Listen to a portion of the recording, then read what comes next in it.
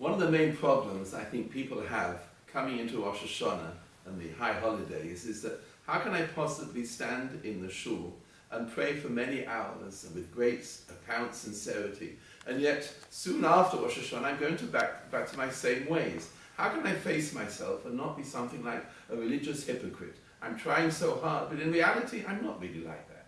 And a person is faced with this, an inner struggle. What am I going to do to stand there and be honest with myself as if I really pray with such intention and such devotion during the rest of the year? I think we can answer it with a moshel, with a certain parable. A chosen and kala have just finished Sheva Brachas. And the chosen decides after the next morning, he turns around and says to his kala, his new bride, I'm going out now. And she says to him, what time will you be back? He says, I'll be back about 7 o'clock. She says goodbye to him. He leaves the door. As soon as the door closes, she dives for the phone, takes the phone, and quickly calls up her mum. Mum, please tell me, how do you make your fabulous soup? Tell me how to make the soup. And she takes the recipe from her mum. Then she calls her sister, who makes wonderful ice cream. And she calls her aunt, who makes a wonderful potato kugel. And she calls all different people. She's decided to make a gourmet meal for her husband. And she works on it for hours and hours. She's spending a lot of time on it. It takes about 4 or 5 hours, and by the time it comes to 3 o'clock in the afternoon, she decides to make the house kosher for Pesach. She makes everything beautiful. She buys some flowers. She makes her home absolutely beautiful. And then it takes about an hour from 5 till 6 to get ready. By 6:30, she's sitting down waiting, and her husband walks in and smells immediately. What a wonderful smell. What's going on in this house? What a beautiful smell. She says, please sit down. I put something together. Put something together. Put hours to put it together. He sits down, and she brings the soup out. He takes one sip of the soup and he says, my word, my mother never ever made soup like this. This is fabulous, absolutely fabulous. The chicken is wonderful, the vegetables, the ice, everything is absolutely wonderful. At the end of the meal, she's sitting there smiling away, and he looks at her and he puts his hands on his head and he goes, oh, this is married life. And he's delighted.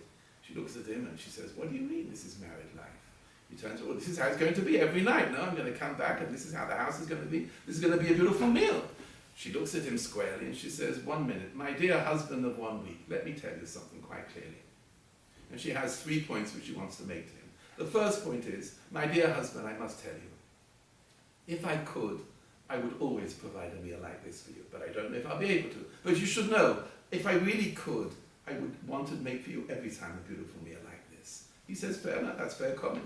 Secondly, she turns around and she says, you know, I must be honest with you. This took me quite some time to put it together. But I thought to myself, as I was putting it together, if this is how we begin the marriage, then I think, after 1 or 2 years, maybe something will be left from the way I started. There was maybe only a mic on the tablecloth, maybe only the flowers on the table. But I thought to myself, at least let's start in the right way like this. He said, I think that's fair comment. And she's now really composing herself, and she turns around and says to him as follows, listen, my dear husband, you know, I love you very much. We've only been married a week. But I must tell you something. I must be honest with you. It could be that one day you'll come in and my tichel is over my eyes and the house is a mess and nothing's prepared, and you'll turn around to me and say to me, well, what's for supper? I'll say, well, tuna fish. And you open the can. There's nothing to eat at all. But do me a favor, she turned around and said to him. Do me a favor. Remember me like this. Remember me like I am now.